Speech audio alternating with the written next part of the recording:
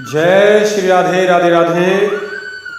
साथियों, प्रश्न तो बहुत से थे, लेकिन आज कोई ऐसा प्रश्न नहीं है, और है भी तो मैं उसे ले नहीं रहा हूँ। लेकिन अभी कुछ समय पहले एक कथा सुनने गए थे हम, और वो बूढ़ा बद्री में। वहाँ शास्त्री जी कह रहे थे कि ये हमारी जो प्रथा है, घूंघट जो प्रथा है हमारी, ये हमारे भारतीय संस्कृति की नहीं है। ये मुसलमानों के जब आक्रमण हुए थे, मुसलमानों से चलाई गई परंपरा है, हमारे भारतीय संस्कृति का अंग नहीं है। तो साथियों, आज मैं इसी बात का उत्तर देने के लिए जा रहा हूं कि घूंघट परंपरा हमारी भारतीय संस्कृति का अंग है या नहीं है, या कहां से आया है। तो साथियों, अगर आप मेरे चैनल पर नए हैं, सब्सक्राइब नहीं किया तो कर लीजिए। साथियों, मैं उत्तर देने जा रहा हूं। सबसे पहले तो बात यहां से शुरुआत कर रहा हूं साथियों, और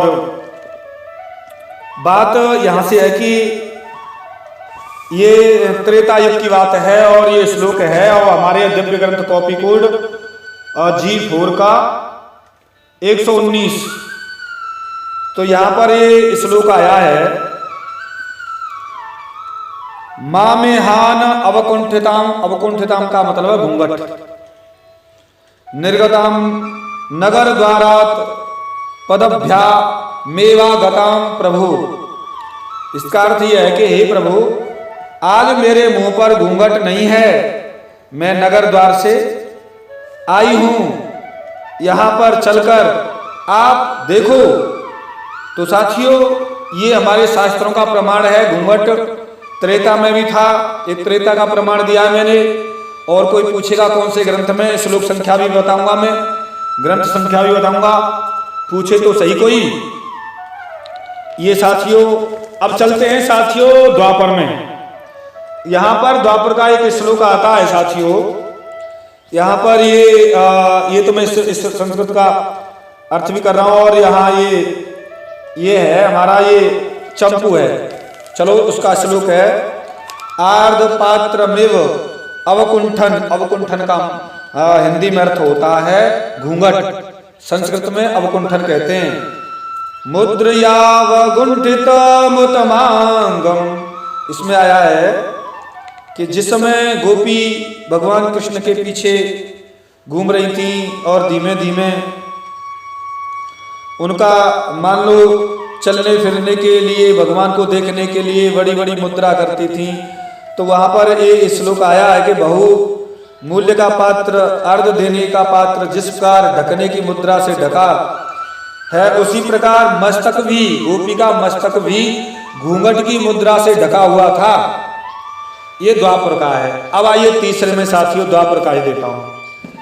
और यहाँ पर ये कौन सा था, 601। चलिए, मैं 601 पेज को निकालता हूँ, और साथियों 601 पेज से मैं बता रहा हूँ कि ये कौन सा था। यहां पर ये पूछ रहे हैं कि जिस समय द्वारका में, और एक दिन यदुवंश के उद्दंड राजकुमार खेलते खेलते उनके पास गए, जो ऋषि मुनि आए हुए थे द्वारका में वसुदेव जी के घर यादवों का संहार करने के लिए। बहुत से उन्हें वो श्राप भी मिल चुका था गांधारी से। और एक समय पर विश्वामित्र, असित, कण्व, दुर्वासा, भृगु, अंगिरा, कश्यप, वामदेव, अत्रि, वशिष्ठ, नारद जी, बड़े बड़े दिव्य ऋषि मुनि द्वारका के पास ही पिंडारक क्षेत्र में जाकर निवास करने लगे थे।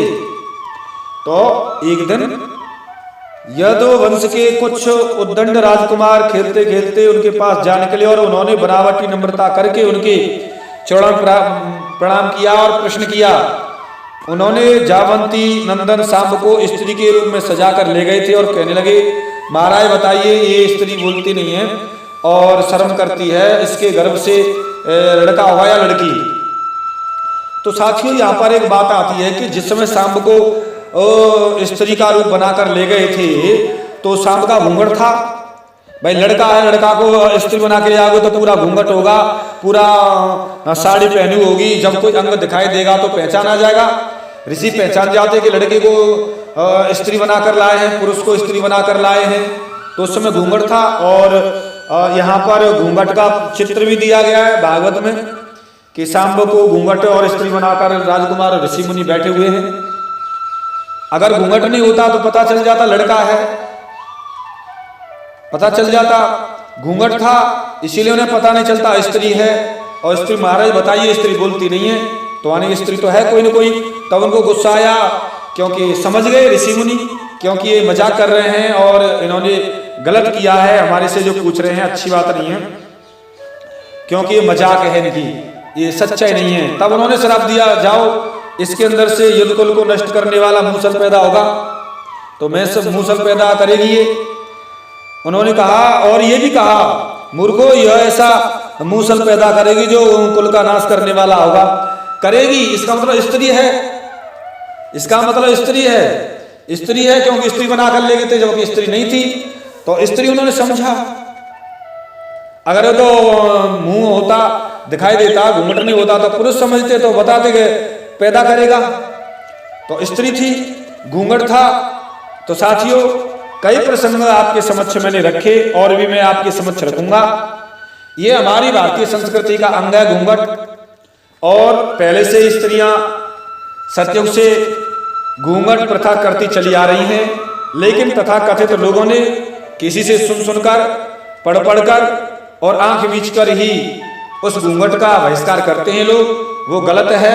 हमारी भारतीय संस्कृति बहुत ही दिव्य रही है। यहाँ पर किसी को मुंह नहीं दिखाया जाता था, बड़ी मर्यादा में रहते थे, स्त्री पुरुष मर्यादा में रहते थे। और घूंघट न डालना तो का पाश्चात्य सभ्यताएं खोलकर चलती, बाल बखेर कर स्त्रियां आजकल घूंघट नहीं, किसी से कोई मर्यादा नहीं। हमारी तो भारतीय संस्कृति में स्त्री को देवी माना जाता है और देवी की मर्यादा तो घूंघट से होती है, घूंघट है। तो साथियों जो भी विद्वान मेरी ये वीडियो सुन रहे हों, जिन्होंने, तो जरूर अगर आपकी बात कोई समझ ना आई हो तो कमेंट कर सकते हैं, मैं आपके सामने प्रमाण जरूर दूंगा। साथियों और भी विशेष वीडियो मैं बनाऊंगा, अगर आपका कोई कमेंट आएगा और आप किसी विषय पर पूछेंगे तो। साथियों मैं मिलता हूं किसी एक विशेष गहरे रहस्य के साथ में, तब तक के लिए जय श्री राधे, राधे राधे, जय श्री राधे।